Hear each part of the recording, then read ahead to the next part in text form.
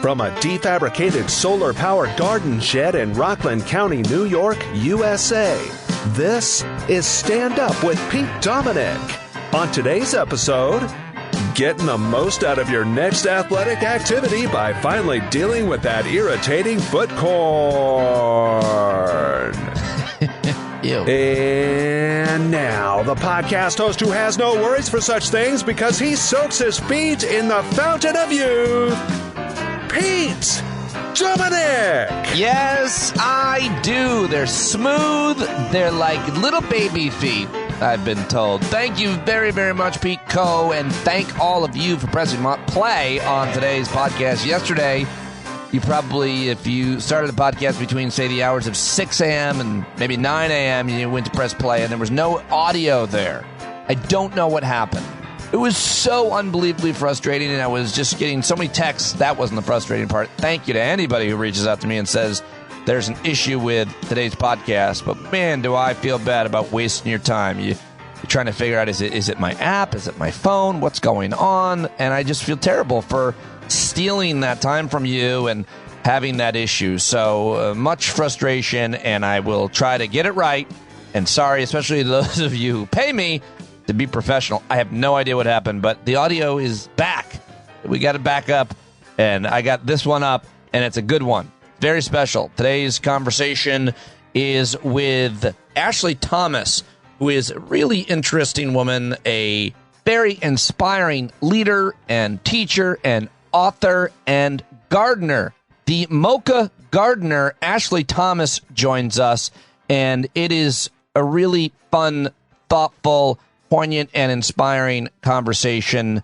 I think you're going to really like it. I wanted to do something different today because I figured you're going to be inundated with all things Trump, and I got a bit of news here for you at the top, including my appearance in Australian TV, Australian News, their Today Show. I was a guest there to talk about Trump, but then we get to my great conversation with Ashlie, and that begins at about 14 minutes in, if you want to skip ahead past the news and just get to this very inspiring, thoughtful conversation. Oh, and housekeeping. Tomorrow night, I'm not going to do the hangout because I'm going to do it tonight. A Wednesday night hangout, 8 p.m. tonight. Be there. Let's talk about it all because I'm headed up to my parents. Val and I and the girls are going to Chisel D and Mama D's house for the weekend, the Easter holiday and everything. We're going to paint some wooden eggs and have a great time. So no Thursday night hangout, but definitely meet me tonight at 8 p.m. East. If you're a subscriber, you'll get the link in an email. I hope to see you tonight. But a lot of serious stuff this week. You always very serious conversations, but I like to take a little bit of a break from it right here in the middle of the week this week and talk with Ashlie. But yeah, let's get to that news from yesterday. First of all, the biggest news of the day wasn't actually, in my opinion, of course, the indictment of a former president. Obviously, that's big news. But the more consequential news, I think, is what happened out there in Wisconsin. Did you hear? 8 months after the nation's highest court made abortion illegal in Wisconsin, a liberal state Supreme Court candidate who made reproductive rights the centerpiece of her campaign won more votes than her two conservative opponents combined. That was in the primary election back in February last night, and it was the liberal Janet Protasewicz who came away with a very consequential win, giving liberals their first majority in the state's highest court in 15 years. Again, Democrats flipped control of the Supreme Court for the first time in Wisconsin in 15 years. A massive win for democracy in Wisconsin. The victory flips the balance of the court to a pro-democracy majority, which helps protect choice, voting rights, and 2024, the next presidential election results. So really, really big deal there. And, of course, an election in Chicago for mayor, where I don't have the results at this moment, but you'll know by the time you're listening to this who will win in Chicago. Also a very consequential mayoral race there. And a major development in North Carolina that I wanted to mention. North Carolina Democratic lawmaker named Tricia Cotham is expected to switch her party affiliation to Republican. She's going to switch from Democrat to Republican, and that's going to hand North Carolina Republicans a legislative supermajority and the votes to override the governor there, who's a Democrat, Roy Cooper, right in the middle of their legislative session. And as Mark Joseph Stern, who's a Supreme Court watcher and scholar, says over at Slate, this flip may very well lead to an abortion ban in North Carolina. And he says, with Florida on the brink of passing a 6-week ban, that would choke off all access to legal abortion in the South. I thought that was a really big news story, too, probably getting undercovered. So wanted to mention all of that. And then now let's get to just the news, or just a couple of reactions about yesterday's indictment of the former disgraced president. Jeff Charlotte writes, too much ink on whether Trump wants to be indicted and whether this helps him. That's horse race. Pay attention how fascism is moving nationally and locally. Wajad Ali, Trump will be arraigned today in New York City, but don't forget he also incited a violent insurrection, tampered with Georgia election results, lied about taking national security documents, most likely engaged in tax fraud, and is openly courting white nationalists and fascists. And, of course, one of the big developments yesterday was that Trump went out and put a target on the judge, Alvin Bragg, the prosecutor, Alvin Bragg, the judge's daughter, law enforcement, elected officials, media, poll workers, and so much more, which is such a dangerous thing. But he called for Bragg to be prosecuted and then brought up Alvin Bragg's wife.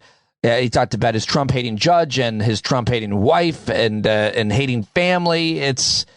We might have gotten used to this, but it's not normal. It's so dangerous, and just very important to I think mention that. Marjorie Taylor Greene, Eric Trump, Donald Trump Jr. all posted photos of the judge's daughter on social media. So it's real bad stuff because they're real bad people. But what did you expect? All right, well, let me just get my reaction. Well, I just thought this is kind of fun to share with you guys. One of my best friends, my codependent life partner, I call him. We talk pretty much every single day. David Campbell, he is the host of the Today Show, or Today Extra, which comes after the Today Show, which is very similar to morning television format here. It's national television in Australia out of Sydney. And I was supposed to be on with him, but his show got bumped for the other anchors, who I guess do some of the more serious news. And so I got put on with them, Carl and Sarah. And I thought I would leave the producer like kind of in my ear on here so you can kind of hear the inner workings of TV at the top and at the end. But this is like a short segment, like 4 minutes, that I did yesterday on Australian national television. And I give some of my thoughts there, and I thought it would be fun to share with you. And then we'll get to the wonderful Ashlie Thomas, who I know you're going to love as much as I did. But here I am yesterday on Australian morning television. It was like, I don't know, like 7, 8 in the morning there. I don't know what time, but it was about 8 o'clock at night on the East Coast. Here we go. Let's bring in American political commentator Peter Dominic in New York now. Peter, good morning to you. Boy, oh boy, what a day, huh? Hey, guys. Hey, Carl. Hey, Sarah. Yeah, it's been a long-awaited day for a whole bunch of Americans. And thank you for paying such close attention to the political circus here in America, because we really have no idea what's going down. Is there anything we need to know about you guys? Well, look, I mean, it is a circus, that's for sure. That's what we've been taking in all morning. I mean, do you think, though, it's been quite a day, very eventful day yet again in the life of Donald Trump. He's gone from New York, now touching down in Florida. Do you think this has been an energy-sapping day for him, or is he actually being galvanized by what's happened? He's ready to explode. Sarah, it sounds like you're asking me about Donald Trump's energy today. And I can't tell you about his energy, but I can tell you about his future and his mood. He is terrified. According to a lot of people that are close to the president, he can't believe, and frankly, neither can most Americans. We never thought we would see this day. I think he even woke up this morning thinking he was not going to have to go to that court. He's in such denial. So for him to sit there was a real cold reality for the former disgraced president of the United States of America. The first time he's ever been, any president's ever been held in a criminal trial. This is big deal. Look, and he may have thought that, but now he's going to use it and maximize it. And you all who are anticipating this and hoping for it are stuck with it. We're still a year away from primaries. I mean, my God, Thank you, Carl. To be an American following politics.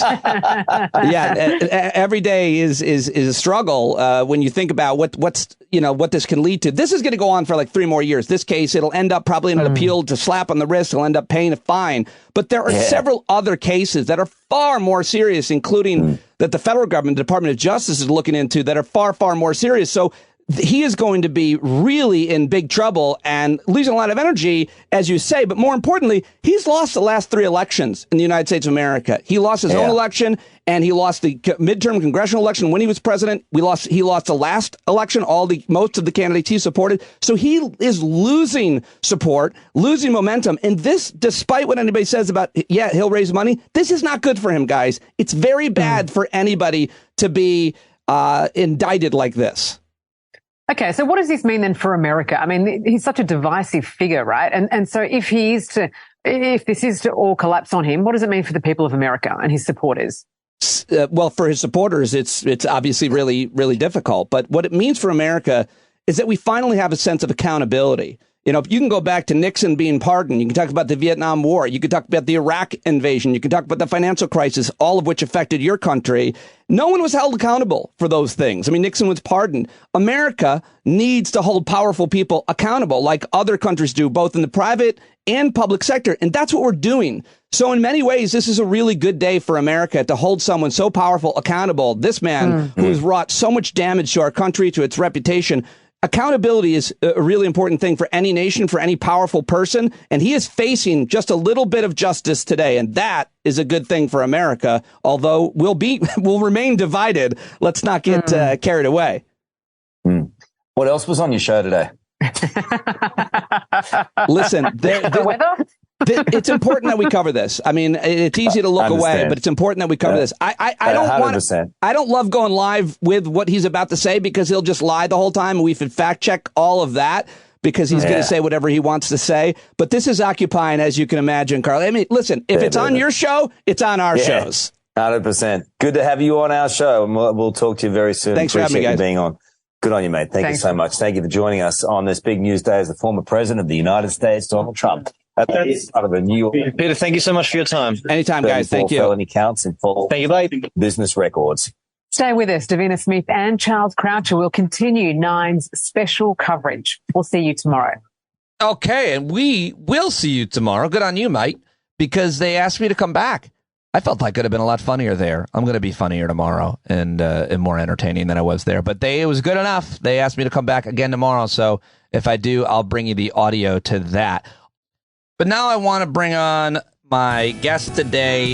It's the first time she's ever joined me on the show, and she got pitched by a regular listener. Very happy. Thank you to Steve Roth for giving me this woman's name and sending me her book, because that's what he does as a publicist. The book is How to Become a Gardener. Find empowerment in creating your own food security. But this conversation isn't just about gardening. It's actually kind of tangential to the conversation. We start by talking about that, but of course we get into her life and her work.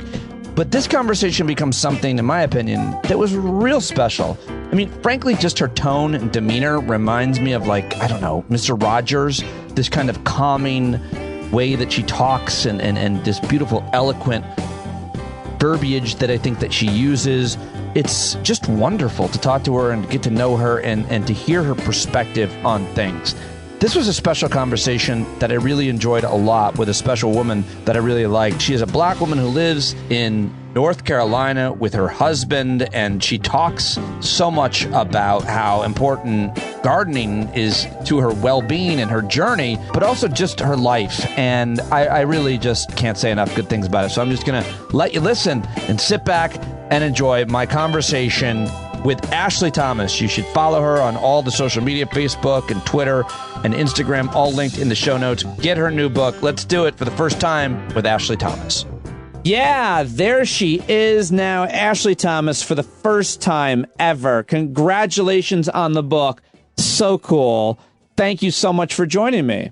Thank you for having me. I'm so excited. We're talking about a good subject at a great time for all gardeners. Yes, spring. You look forward to it all year, though you live in North Carolina in every place has zones for people who aren't gardeners. There's a certain kind of zone, which is about kind of, I guess, the climate where you're at, what you can grow. And things are a little warmer down there in North Carolina. So, but you can grow all year, right? Because you have a greenhouse.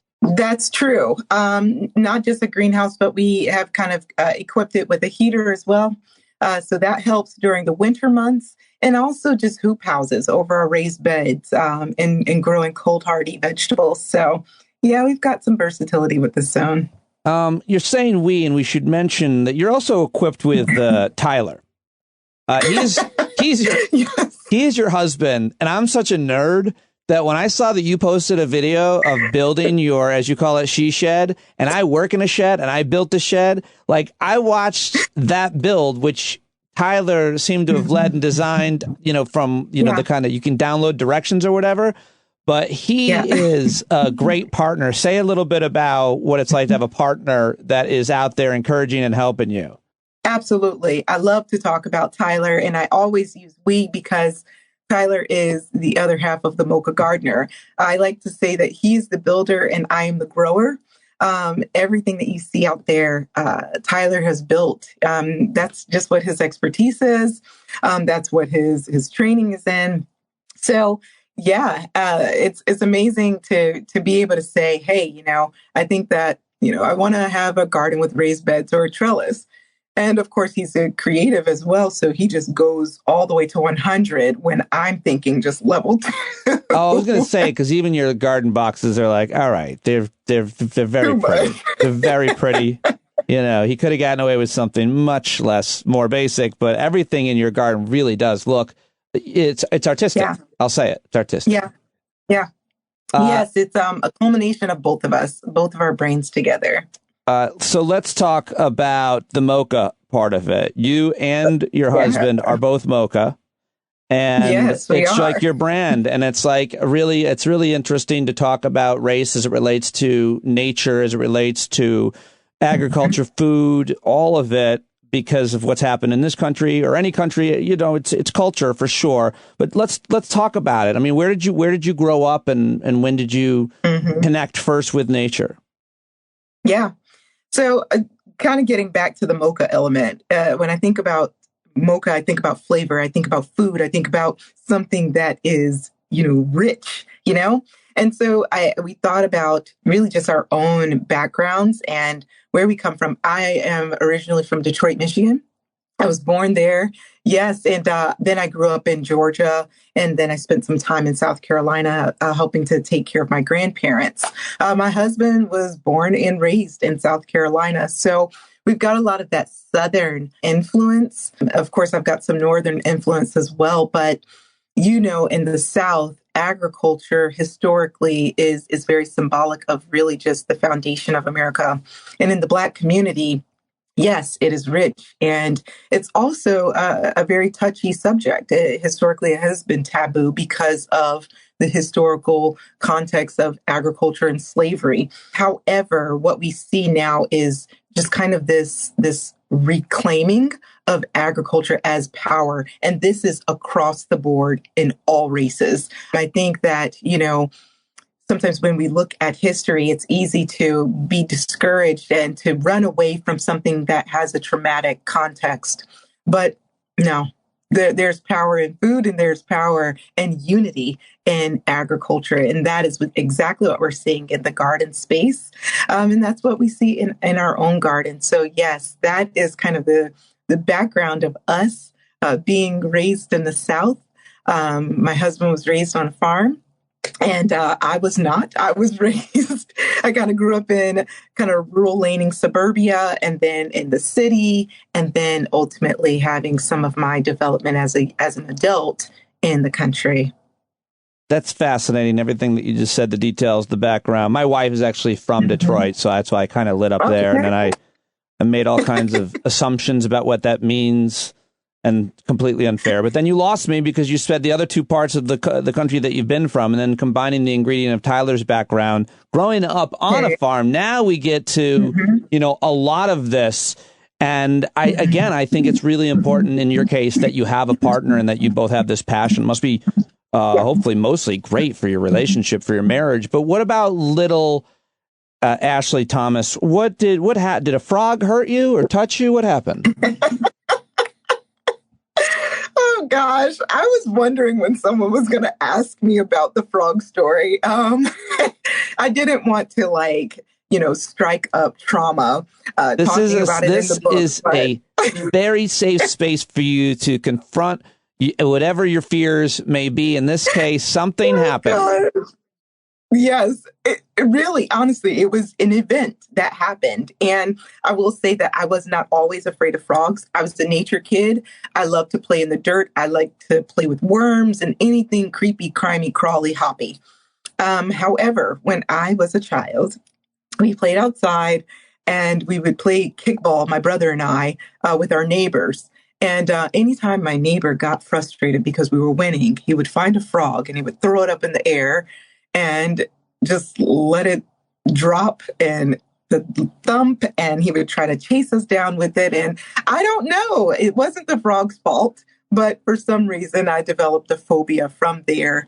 And to this day, I need to probably seek therapy about that. I tell you, I'm trying to make nothing but jokes, but I think that certainly young boys, I'll just be, we torture critters as a kind of rite of passage, as an experiment, and maybe as a way to teach us some kind of lessons. Because I'm also I remember 3 instances: one where we tortured a frog, one where we tortured a bird, and now I got to be honest, we had hamsters. We tortured our hamsters. We made them toys, and I shot a bird once for no reason, and I still feel like every setback I have in my life is because I just for leisure. Every time that something happens, Ashlie, I'm like, that bird. I'm so sorry. Anyway, I think that's important. I mean, children in nature and having those experiences, but you've overcome it now. You are a friend to the frog, is it my understanding? Yes, it's more of a respect of the frog and compassion. And so I'm not going to go and hold the frogs and be like, oh my God, I love you. No, I don't necessarily need to do that, but I don't have a phobia in the sense that I knew that it was irrational in the first place. And I will say, I have to, say that there's a redemption for that young child who grew up to be a full grown adult. And he was, very compassionate about He's George people, W. Bush. No, you're too young. No one believes that joke. Him. I'm sorry. I'm so sorry. I had to make it. What happened to the boy? Go ahead. No, he's good. He's good. But I think what happened to me is I grew up as a woman who had a phobia. And this really goes into understanding the value of things. And that's what I really wanted to highlight in the book, is that even if we fear something, if you value it, it transcends your fear. So it almost I had to unlearn, for one, this fear that you had was just based upon some experience that you had. But this creature has a purpose just like you. And I began to really question, if something was wrong, because these are indicator species. And so when they are gone, something is off in the ecosystem, in the environment.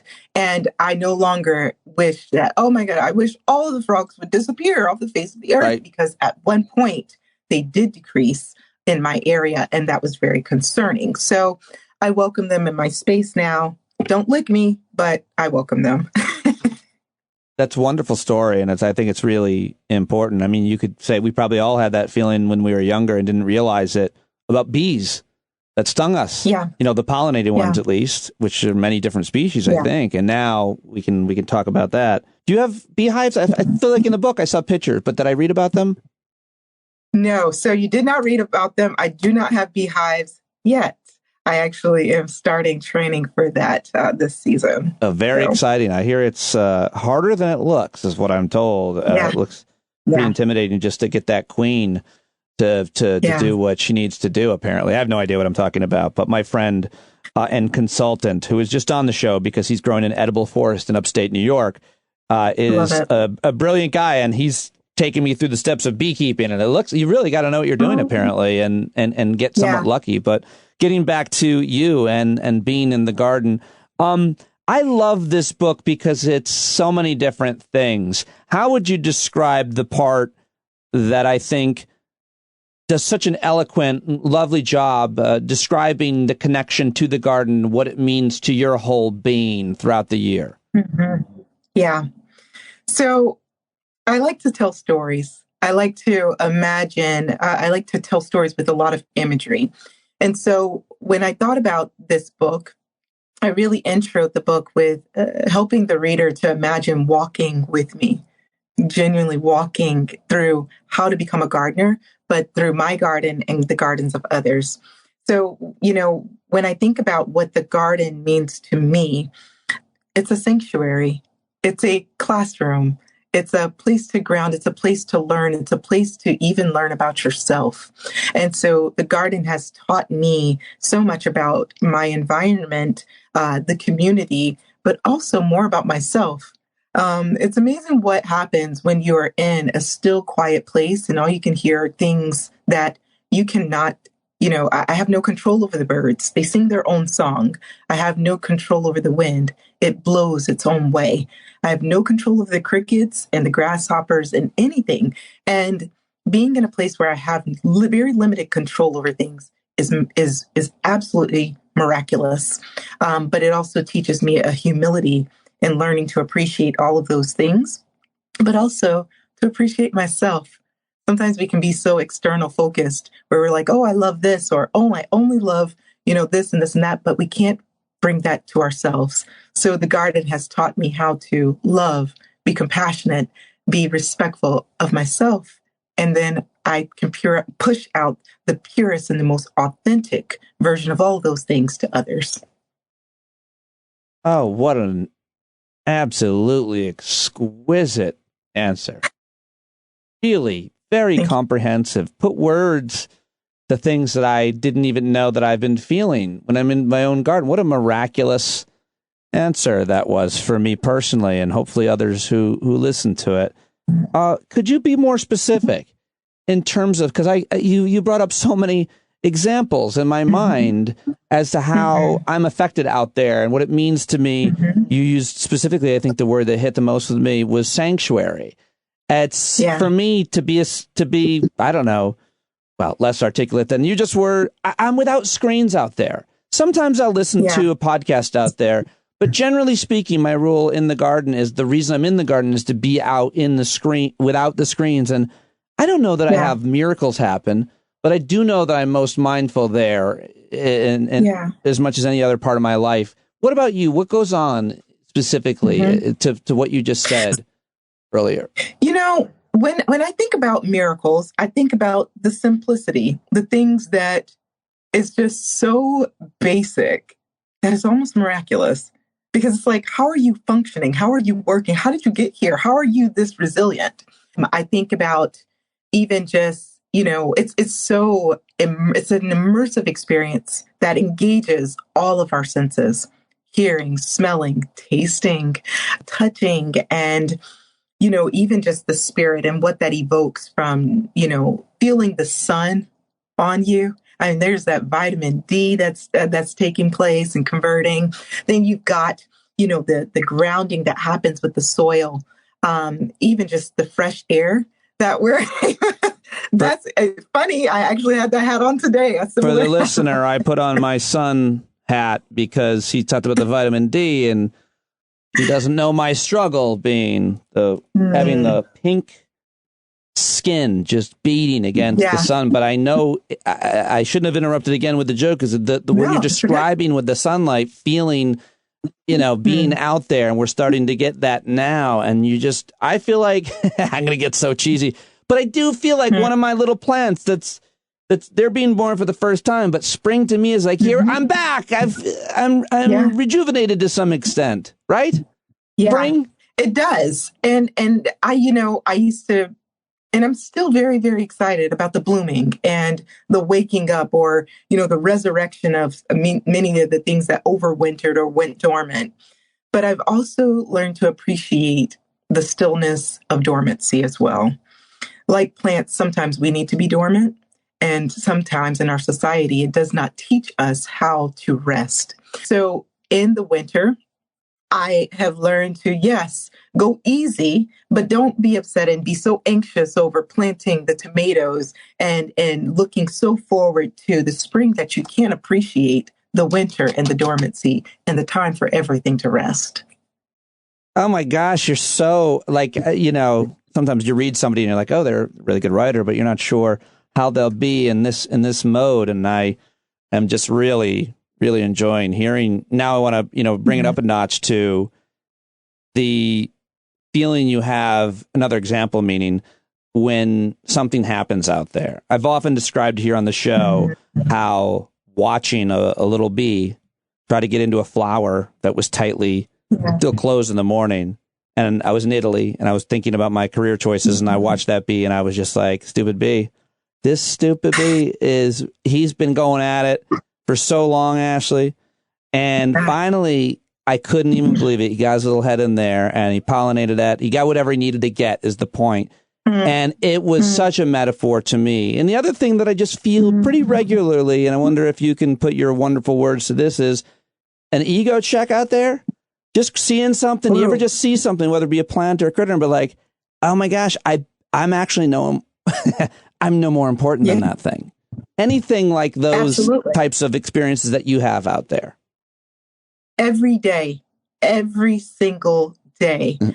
It's humbling and sometimes it's challenging if you're kind of experiencing it for, the first time. You're just like, well, no, I need to know everything. But the more I garden, the more I realize I know nothing. There's so much to learn. And there's the ego of recognizing that and being okay with knowing that, hey, you are not the tree of knowledge. And that is the beauty of connecting with others and learning more. And going back to the story that you just told about the bee, it's almost like the bee had a why. This is how I open the book, is finding your why. Why did the bee do this? Why are you so intent on spending so much time doing this thing? You're persevering eventually. And I really go back to, why are you doing this in the first place? It checks ego, for one, because if you're doing it for, I just want to, be the greatest gardener in the whole wide world, you're not going to be. Right. So there's that. And then, of course, the why is what helps you to persevere in the challenges. The why is what keeps you motivated. But the why is what brings, all of these things into perspective so that you can become a very well-rounded, but very conscious gardener and human. Yeah. Oh, wow. Yeah. Yeah. That's certainly why I'm out there, because I'm not out there to save money. I spend a lot more money than I would ever make. I'm not making any money growing my food, or I guess in my case, or a lot of gardeners' case, you could say that you're saving money on, growing it yourself. And especially if you jar it, if you can it, if you can preserve it, freeze it. I've never grown enough or been successful enough to really be able to sustain much. And so I spend more money just on my gardening supplies. I spend more money probably on soil than I ever save in plant. And I think people sometimes think that they're doing that, or I think, some cases you certainly can. But talk to me about that end of it, because you definitely have a view here and are trying to educate people on food insecurity and food policy and why it's important to appreciate real things grown in the ground. Talk to me about that. Yep. So going back to what you were talking about, the garden being expensive, it can be. It's going to cost. It's going to cost energy. It's going to cost, some of your other resources like financial resources. And everything comes with a cost. So it's really just a matter of, where do you want your costs to go? Where do you want your resources to go? And with gardening, we just get the privilege of knowing where our food comes from. So when it comes to the food insecurity aspect, I believe that gardening can be leveraged to really provide a solution, not the solution, because food insecurity in itself is a very complex, intersectional issue that, there are many ways to attack. Excuse me, let me not use that word. There are many ways to address this mountain of challenges. However, with food insecurity, there are elements that, of access, affordability, and availability. quality and nutritious foods is not always available or affordable or accessible for everyone. So how can we do that? You know, if policies are taking forever, we've got to eat today. We've got to eat tomorrow. Policies can take quite some time to push through legislatively, right? So what are things that we can do as individuals to really enhance our own food security? I dedicated an entire chapter 2, to really kind of discussing in a way that is, I want to say, it doesn't drag you down into the trenches, because one thing what that bothers me is dwelling on a problem without lifting up into a possible solution. So this brings power back to the individual, because I've been there. I've been food insecure, thinking like, well, when are we going to get this grocery store? When are we going to get this farmer's market? When are we going to get all of these things, this infrastructure to get access to the foods that we need? So much so that I decided, you know what? I'm going to grow my own grocery store. How can we get more individuals to use whatever space they have to, for one, transform their mindset, and then two, to transform their space into something, to grow something and cultivate something that they need to thrive. Looking at chapter 2, the book is wonderful in its writing, but the photographs are throughout the book, and that makes it so much more dynamic and fun. I'm going to hold up one of my faves.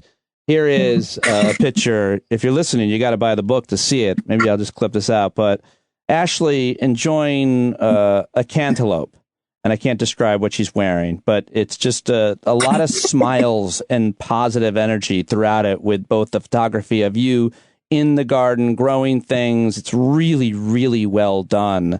And getting back to chapter 2, you talk about creating food insecurity, or food security, rather, fighting food insecurity, and why gardening is a really important lesson. I think that the best thing we can do, and I know a lot of organizations that are doing this, from Last Child in the Woods to Homegrown, is introduce it to kids. How important is that? Yes. How do you get this book in every elementary school? How to become a gardener? How important is that? Yeah. So, oh man, like as soon as you said that, I like my whole spirit just got fired up, because these are the things that I'm doing out in the community. So I'm not just showing, pictures on my social media, which is just fine, because that can be amplified and spread everywhere. But I'm actually working with young children, helping them to understand exactly, where does your food come from? What does it taste like? Or consuming food and interacting with food it's an experience. And so when kids who are impressionable have that experience with food, it can change their entire preference, and also, how they view food well into adulthood. So I bring some kids, like nieces, nephews, neighborhood kids, out into my garden. And I love watching parents say, as soon as we walk in, oh, I know I've tried to give them kale. They're not going to eat kale or tomatoes. No, that's a no-go. They will not eat the tomato. Don't even, I'm so sorry, but you can try. And it's amazing to see that kids blow their parents away by trying these things, because they learn and they're able to interact and engage with the food, and understanding where their food comes from. So yes, it starts, when we're younger, because we develop our idea of what good food is from a very young age. I think that your ideas to empower through growing are it's more really interesting, important stuff in this book and this idea. But I feel like, what are your thoughts on power dynamics and how they stand in the way of empowering individuals, much less communities, to develop and grow gardens and community gardens, their own gardens? Because I feel like there's a lot of power dynamics at play. And then also just like cultural things. It's not cool to garden. Men shouldn't garden. Boys shouldn't garden. Black people, Hispanic people shouldn't garden. Whatever you want to say. Like, I feel like there's a lot of things that stand in the way. Power dynamics and cultural misgiving, whatever you want to call it. I'm sure you have a better word that stand in the way of empowering people. Yep. So for one, I think I'm learning. I don't have the answer, the definitive answer for this. All I can say is what I am doing is sometimes like challenges like that is a mentality. It's a mentality shift that has to take place. And so what we're charged up against is trying to shift people's mentalities. And that is not a sprint. That is a marathon. And it's not something that you should expect to do alone. A lot of these things can be assisted or supported through relationship building. Build relationships with people. Yes. Walk the walk. Or talk the talk and walk the walk. You've got to do both of those. You can't just say something and then people don't see the fruits of, your spirit and of your efforts. Like they have to be able to witness all of these things, but at the same time, understand where people are, meet them halfway. So if someone says, the gardening is just not for me, or it's just, too hard labor. Guess what? Once they're getting that harvest regularly and they start to see your life and just the essence of who you are becoming as a cultivator and a grower, then it's amazing how goodness is contagious. Everyone is attracted to good things. Yeah. And so when it comes to those power dynamics, this sounds cliche, but you have to be the change that you want to see. And you've got to connect with other individuals who have the same mentality of wanting to just be the change. And the next thing you know, it's a wildfire of people that they want goodness. They want to edify and nurture their communities, their households. Yeah.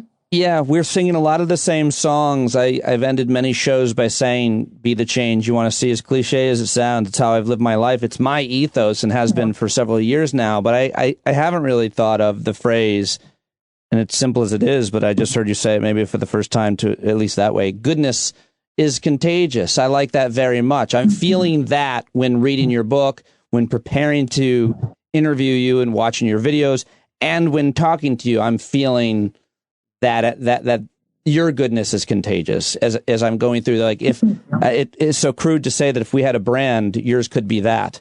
And I'm really enjoying all of it, and the whole. I'm even learning like new things. You have a thing on your Instagram about gardening at night. Never done it. Never done it. Never been out there at night in the dirt. Highly recommend. If you, of course, I have to say the disclaimer because that's a technical person in me. If you are safe and all of those things are in place, but the nighttime gardening is a whole different ballgame. Everything is awake during the day, but at night, many of the things are sleeping, and you get to kind of watch the behavior of your environment once everything is resting. It's amazing. It really is. I mean, it looks like it is. I'm gonna do that. You've inspired me in a lot of different ways, just in reading the book and watching your videos. I'm so enjoying it, and hopefully people will. There's some people that, I usually talk about all types of different policies and issues and news that are happening. And sometimes people are like, I'm not interested in gardening. I don't want to hear a segment about gardening. But I say to them, you're missing out. I'm sorry, but you're missing out. And, I can't grow a plant. I've got, I'm not good at it. I'm like, it doesn't matter. Just give it a shot. What do you say to people who might have done it in the past and quit, or who have never given it a shot? Yeah. So can I also add, before I answer that, when really just speaking about what the garden represents, like just in this space where there's so much aggression and hostility at times, the garden represents this space to just ground in truth. There's so much chaos. There's so many words, but being in the garden allows you to come back to what is true, what is authentic, what is organic. And I'm not talking about organic pesticides, all of that stuff. No, I'm speaking about just nature, what is natural.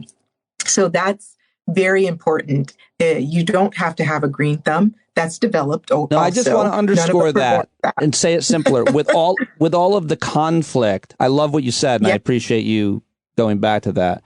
With all of the conflict in the world, and if you're paying attention to the news, there's a lot. And if you're paying attention, maybe in your own family, maybe in your home, you can have a conflict. Actually, I can have an argument with my wife or my daughter, and then when I go out there, is what you're describing as as you just did. And I think that's a really important point for people to realize. If you just have a little spot, even just a little spot to be out there in the dirt. That's it. That's it. Doesn't matter how big your space is. And I'm happy to answer that other question about what do you do when you are challenged, or how do you get back in the game?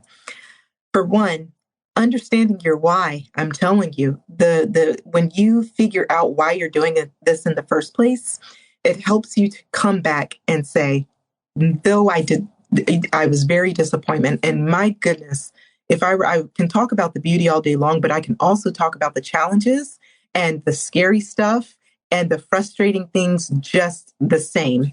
But I know why I'm doing this. My why is to feed my family. My why is to ground. My why is to have a place where I can go to, my family, my friends can come to really just have a safe space. So understanding your why helps you to get back in the game. Nothing in this world is perfect. Nothing in this world is perfect, unfortunately.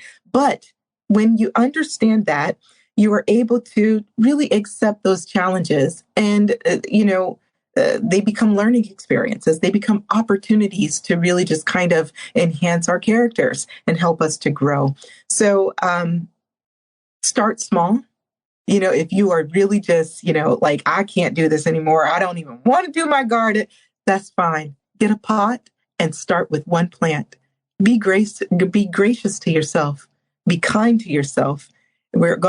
Gardening is going to ebb and flow, and that is absolutely okay. I disagree. I think there is one thing that is perfect, and that one thing that is perfect is a red raspberry. You're right. Well, I don't disagree with you, because even that you're absolutely right. But it's my stupid hokey way of getting to you. What is not the most perfect thing? Because you're right, nothing is perfect. But what is your favorite thing to, and I'm sure with you it changes, you probably love it all, as I do, to grab out of your garden and pop in your mouth? Yep. Oh, this is hard. Okra. Oh, really? Fresh okra. Yes. Fresh okra right off the bush or the vine. And you can just pinch it off. And sometimes, depending on the variety, you can just snap it right off. But the crunch, it's less slime when you eat it fresh, and it's crunchy and it's crisp. And some of them have a slight sweetness to it. I can eat those all day right off the vine. Can you eat a hot pepper off the plant? Yeah, I mean, depends on, like, if it's a ghost pepper, absolutely not. I don't want to die. Right. I'm afraid to eat a hot pepper off of. I like them in general, but when I always am intimidated is I haven't grown them. Maybe I'll grow them this year and give it another shot. But I fear them. Scotch bonnet. Do Scotch bonnet. Okay. You'll like those. You give a lot of advice on different things to grow and how to grow and tricks and so on, both in your book and in your social media. So people should get it for that reason as well. There's so many good features in different parts of this book. It's just impossible to describe. But I want to give you one more chance to talk about anything else that we haven't covered. You also showcase other people and their journeys. Something else that we maybe haven't covered or that you want to talk about that maybe you haven't gotten to. I think, so you see a lot of pictures of me in the garden, but I was very intentional about showing pictures of other individuals as well. Other, creatures, people. That's very important because, yes, I am on the cover of this book, but how to become a gardener is about anyone. Anyone can become a gardener. So you'll see gardeners from various backgrounds, ethnicities, gardening experience. And that's important because the representation is everything. You have to, there's a saying that says you can't be what you can't see. And sometimes people will think, well, this gardener I just don't fit that aesthetic. It's not about an aesthetic. And guess what? I'm hoping that everyone can see a little bit of themselves, if not through the pictures, then definitely through the stories. So I want you to be, it is my hope that everyone can pull something away and feel the gentleness that gardening offers. and that, this book and these words can offer to you. Yes, anyone can do this. Anyone can do this. And your garden doesn't have to look like mine, because I did not start here. And that's very important. I started on a little bench in a studio and a west-facing window.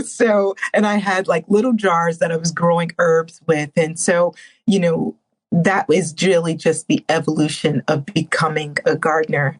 I am walking the walk and I am talking the talk. You certainly are. But to be fair, your garden looks a lot of the way it does because my husband isn't Tyler. This is I really would like to talk to him. I'd like to spend a day with him. And he seems very precision. He seems very analytical. Yes, he is. It's funny because we both have very similar personality types, except for I'm very, very calculated in a scientific way. Tyler's very calculated in a scientific way as well, in a technical way as well. And so when we come together, we like details, but at the same time, we'd like to draw out and plan things to a T. So yes, this is a manifestation of Tyler. In his brain and also my brain as well. And so you'll see pictures of Tyler in there. I love it. No, and I guess I keep mixing up both the pictures here, and I've been looking at your Instagram, and he's in there, and which is great too. You mentioned the why, and this is what I'll end on. Last year, my why is always basically diffuse. Many of the reasons that you said that we talked about, especially at the beginning. But last year, my entire garden was decimated. And so I feel like the why for me last year was to feed something that wasn't me or my family. Because I think there were chipmunks, because I could never catch them. Every year, there's a groundhog or two that I usually catch and move to a neighbor who I don't like's home.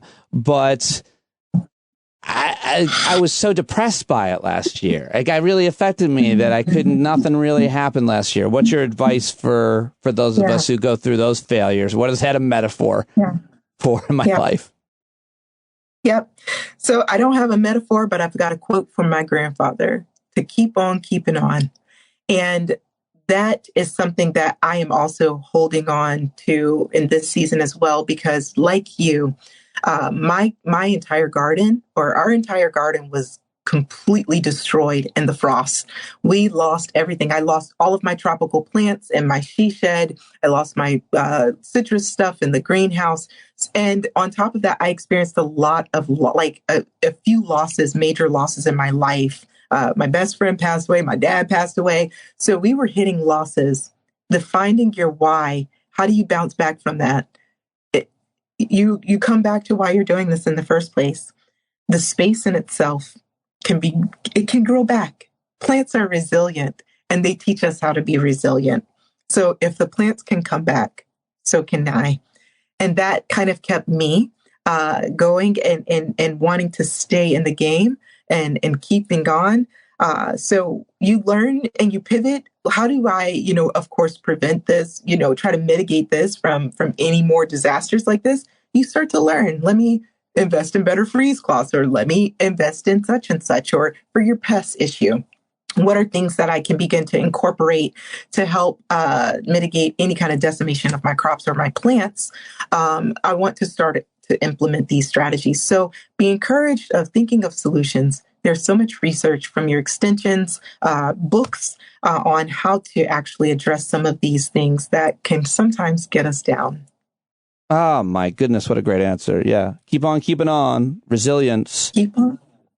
You just mentioned your dad who just recently passed away. And I have this idea to write a book for men raising girls, which is written in from the point of view of women that I admire and respect about their dads. So I wasn't planning on asking you, but since you brought up your dad, and since you're such an impressive woman, was there anything that you would say, that your dad did, really well, or even not well? I mean, because we can learn from all of it, that had such an impact on you becoming the woman that you are.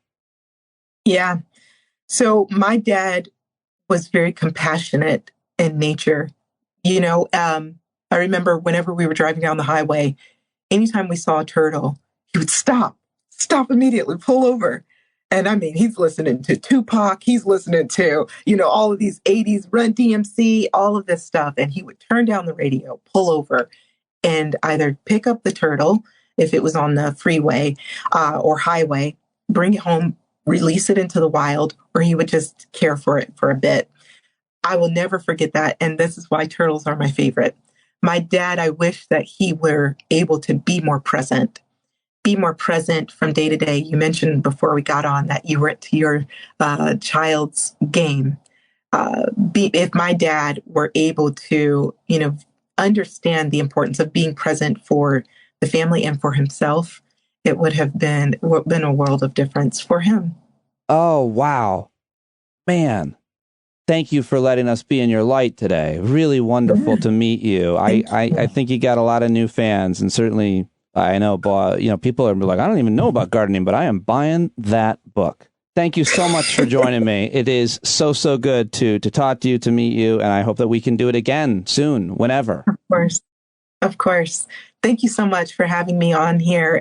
This has been such a pleasure talking about the things that I love and clearly that you love. And I wish you a prosperous growing season and the resilience to overcome any challenges that will happen during this season as well. Likewise. If I could say it any better, I wouldn't even give it a shot. I'm going to end there while I'm ahead. Thank you so much, Ashlie. Thank you. What did I tell you? Come on. Your pal Pete never lets you down with these new guests, which I keep on bringing. Can't do it without your support. Go get her book. It's packed with pictures, and I just love it and love her. I think I'm sure you do now as well. I bet you some people are even going to do a little gardening based on that conversation, huh? Anyone? Anybody get inspired? Hopefully you did.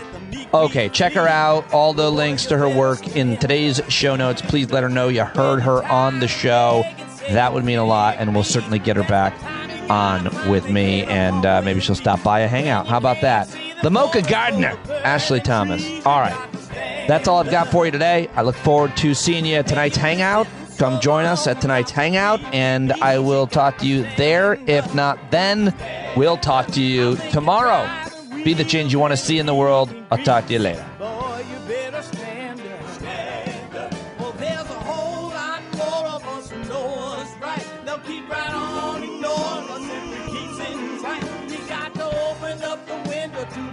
Sunlight, you gotta stand up. That's right. You got to rise up. You got to stand up. You gotta stare the devil straight in the eye. We got to let him know it's his turn to go. See it clear when all you hear is a lie. So get up off of your butt, get down off of your fence. Even if it ain't a very friendly audience, well, they'll begin to listen when you start making sense. Stand up, stand up. No need to point your rifle to defend your town. Just stand up, stand up. You know they can't deny you what you're laying down. Boy, you better stand up, stand up. Show your face of every color, yellow, black, red, and brown. She's the place where every lost child will finally be found. There's only one thing to do before we stand our ground, and that's stand up, stand up. Well, the founding fathers saw a land for all. They had to stand up, they had to stand up. They had a keen imagination for a crystal ball, drawing all the plans of a stand up. But all they had to go on was the time they were in, with other causes for laws, and since they weren't even sin, they knew that change was gonna come before the change could begin. They had to stand up. All right, they had to stand up. We got to stand up. We got to look the devil square in the eye. We got to let him know it's his time to go, and make it clear when all we hear is a lie. Why you lying awake wondering where the money all went? It'll be the cost of freedom that'll go unspent. You can see him flee the scene of that experiment if you stand up. All right, we got to speak up, we got to reach up and raise your voice in every way you know how. Don't be toes up, you got to show up. Ain't no better time to do it but now. No need to pledge allegiance voice inside. And listen well and it'll tell you not to run and hide. It says stand